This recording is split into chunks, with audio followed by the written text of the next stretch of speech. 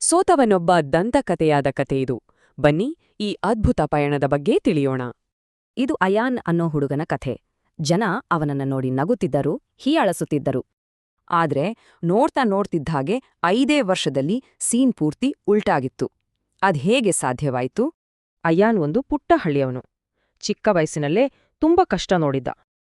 ಸೂರುವ ಮನೆ, ಕೈಯಲ್ಲಿ ಕಾಸಿಲ್ಲ. ಇದೇ ಅವನ ಬದುಕು. ಆದರೆ ಕನಸುಗಳಿಗೆ ಮಾತ್ರ ಬರವಿಲ್ಲ. ಸೋತು ಕೂರುವ ಬದಲು ಅಯಾನ್ ತನ್ನ ನೋವನ್ನೇ ಶಕ್ತಿಯಾಗಿ ಮಾಡ್ಕೊಂಡ. ಒಂದು ರೂಟೀನ್ ಶುರು ಮಾಡ್ದ.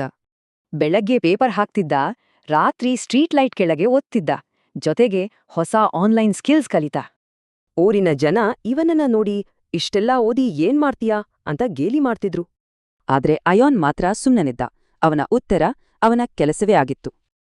ಕೊನೆಗೂ ಆ ದಿನ ಬಂದೇ ಬಂತು. ಅವನ ಕಠಿಣ ಪರಿಶ್ರಮಕ್ಕೆ ಮೊದಲ ಫಲ ಸಿಕ್ತು. ಅವನ ಫಸ್ಟ್ ಪೇಮೆಂಟ್. ಅದು ಶುರು ಅಷ್ಟೇ. ಒಂದು ನೋಟಿಫಿಕೇಶನ್, ಕೆಲವೇ ತಿಂಗಳಲ್ಲಿ 1000, ಆಮೇಲೆ ಲಕ್ಷಗಳಲ್ಲಿ ಸಂಪಾದನೆ ಮಾಡ್ದ. ದುಡ್ಡು ಬಂದ್ಮೇಲೆ ಅವನು ಮೊದಲು ಮಾಡಿದ್ದೇನ್ ಗೊತ್ತಾ? ಅಮ್ಮನಿಗೆ ಒಂದು ಹೊಸ ಮನೆ ತಗೊಂಡಿದ್ದು. ಮನೆಯ ಕೀಲಿ ಕೈಗಿಟ್ಟಾಗ ಆ ತಾಯಿ ಮಗ ಇಬ್ಬರ ಕಣ್ಣಲ್ಲೂ ಆನಂದ ಭಾಷ್ಪ. ಎಂಥ ಕ್ಷಣ ಅಲ್ವಾ?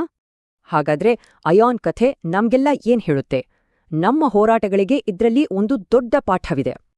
ನೋಡಿ, ಬಡತನ ಯಾವತ್ತೂ ಸಮಸ್ಯೆಯಲ್ಲ, ಆದ್ರೆ ಸೋಲಪ್ಕೊಳ್ಳೋದಿದೆಯಲ್ಲ, ಅದೇ ನಿಜವಾದ ಸಮಸ್ಯೆ.